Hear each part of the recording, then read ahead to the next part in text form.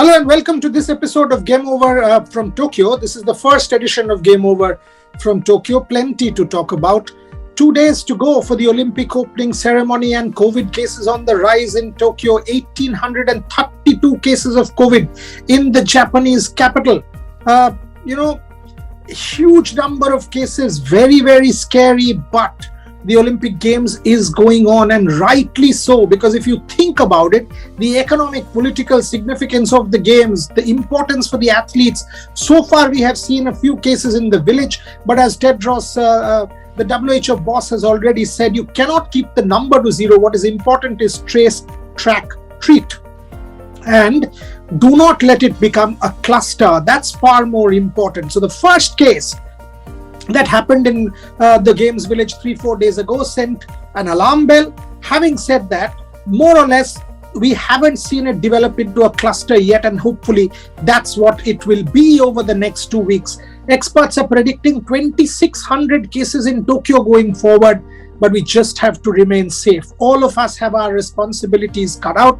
We've got to be safe, or try to be safe here in Tokyo, because we are fighting an enemy.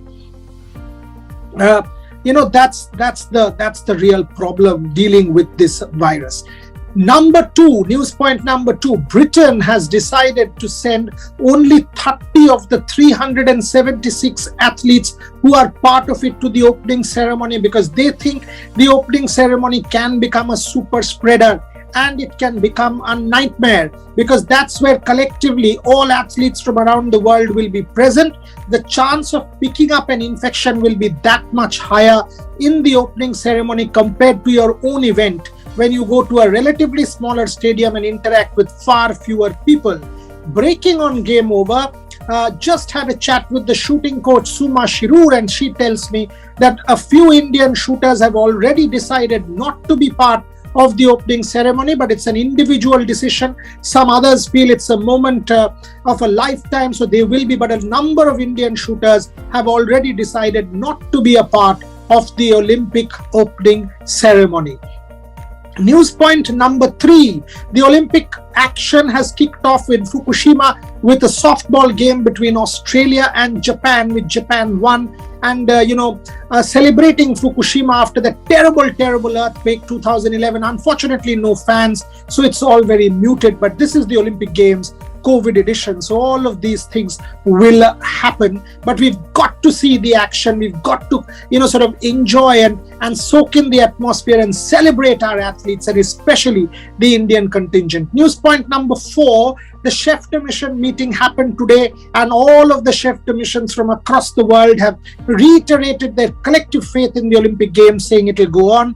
There was a news report yesterday talking about last-minute cancellation, but that's definitely not happening. Clearly, the opening ceremony is going on Friday with the American First Lady Jill Biden. Emmanuel Macron, the French president, also expected to be in attendance with the Japanese King and the IOC president Thomas Bach. News point number 5, the King is supposed to open the Olympic Games without using the word celebration.